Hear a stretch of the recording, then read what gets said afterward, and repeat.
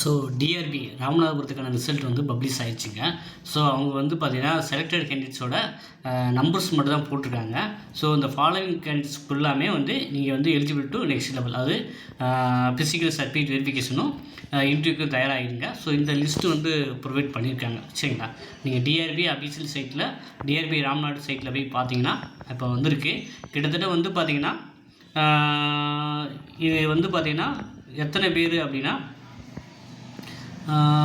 கிட்டத்தட்ட வந்து 59 பேர் வந்து செலக்ட் ஆகியிருக்காங்க அப்படிங்கிற மாதிரி லிஸ்ட்டில் தெரியுது நம்மளுடைய கால்குலேஷன் படி.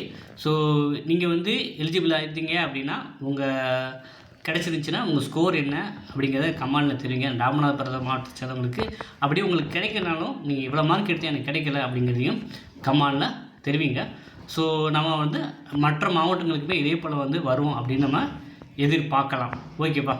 ஸோ இது வந்து டிஆர்பி ராமநாதபுரத்திற்கான ரிசல்ட்டு பிடிஎஃப் அப்படின்னு கொடுத்துருக்காங்க. ஸோ நீங்கள் ராமநாதபுரத்தை மாவட்டத்தை சேர்ந்தவங்கன்னா நீங்கள் வந்து டைரெக்டாக சைட்டில் போய் ஸோ நம்பர் இருக்கா அப்படிங்கிறத செக் பண்ணிக்கோங்க.